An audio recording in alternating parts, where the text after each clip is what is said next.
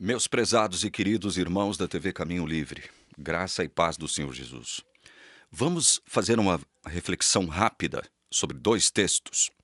O primeiro deles é o que se encontra em Mateus capítulo 28, dos versículos 18 a 20. Eu leio.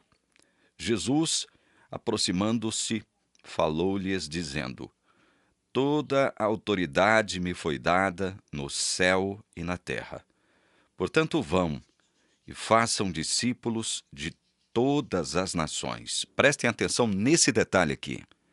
Façam discípulos de todas as nações, batizando-os em nome do Pai, do Filho e do Espírito Santo, ensinando-os a guardar todas as coisas que tenho ordenado a vocês.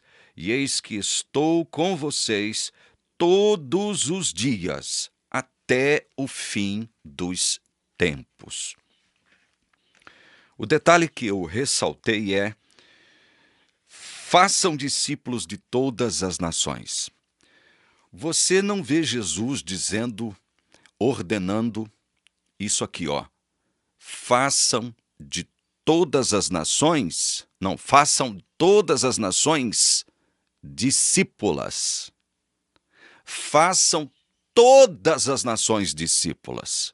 Você não vê Jesus falando isso, ordenando que os pregadores do Evangelho fizessem isso. Fizessem todas as nações discípulas. Mas é o quê? Discípulos de todas as nações. Por que eu estou dando essa ênfase a esse detalhe? Porque para o pelagiano e para o arminiano, Jesus deseja mesmo, Deus deseja mesmo salvar toda pessoa, toda criatura da face da terra. É desejo de Deus salvar toda criatura da face da terra. Bom, nós temos tratado disso aqui ao longo de 6 anos e meio.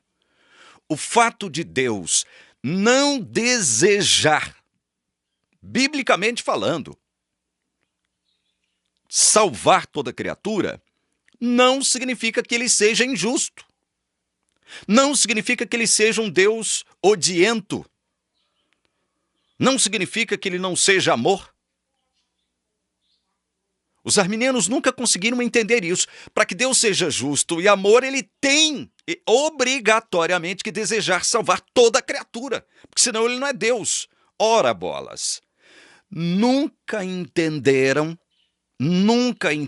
que depois do pecado de Adão, Deus está lidando com uma raça completamente condenada.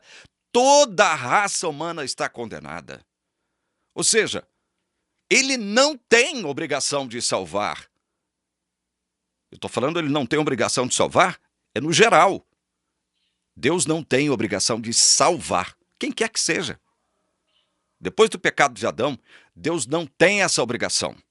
Nunca teve essa obrigação de salvar toda pessoa da face da terra. Não é obrigação de Deus salvar toda pessoa da face da terra, porque toda a raça foi condenada. Mas, porém, contudo, todavia, no entanto, entretanto, Deus determinou-se salvar muitos. Salvar muitos. Eu disse no início do vídeo que nós iríamos refletir sobre 2 textos, mas na medida em que a gente vai falando, certos textos vão surgindo na nossa mente. E aí é interessante eu ler esses textos que vão surgindo à mente para consubstanciar as nossas reflexões. Mateus 26, logo aqui atrás, versículo 28, diz assim: Jesus falando acerca da ceia, né, a ceia do Senhor, ele diz assim: porque isto é o meu sangue. O sangue da aliança. Ele está falando acerca do quê? Ele está falando acerca do vinho, que era o quê? Uma representação do seu sangue, do sangue da aliança. Olha aqui, o que ele diz acerca desse sangue?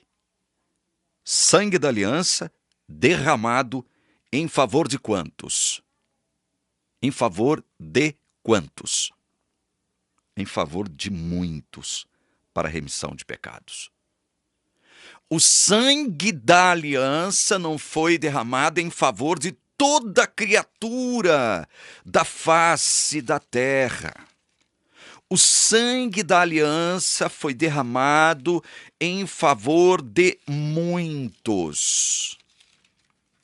Paulo vai nos dizer quem são esses muitos, para quem, especificamente para quem, o sangue da aliança foi derramado. Paulo vai identificar isso aqui em Efésios. Esse muitos, para quem o sangue da aliança foi derramado. Efésios capítulo 5, versículo 25. Maridos, que cada um de vocês ame sua esposa, como também Cristo, olha isso aqui, Cristo amou a igreja e se entregou por ela. Como é que é? Cristo amou a igreja e se entregou por toda a criatura da face da terra? Não. Cristo amou a igreja e se entregou por ela. O sangue da aliança foi derramado em favor da igreja de Cristo. Quando a Bíblia fala da igreja, ele não está fazendo uma referência denominacional. Ele não está se referindo a uma determinada denominação cristã.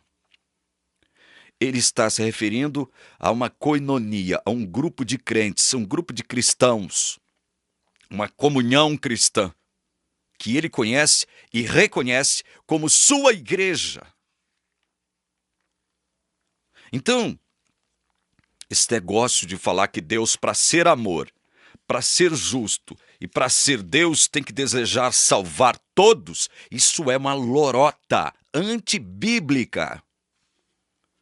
Aí eles vêm com aquele versículo, talvez o versículo mais conhecido da Bíblia, é porque Deus amou o mundo de tal maneira que deu o seu Filho unigênito.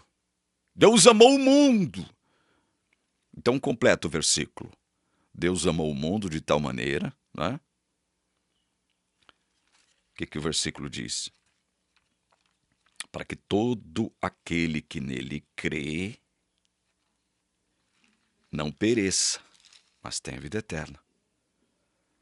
Deus amou o mundo de tal maneira que deu o seu Filho unigênito, para que todo o que nele crê não pereça, mas tenha vida eterna. A Bíblia diz que Cristo morreu pela sua igreja, seu sangue foi derramado em favor de muitos.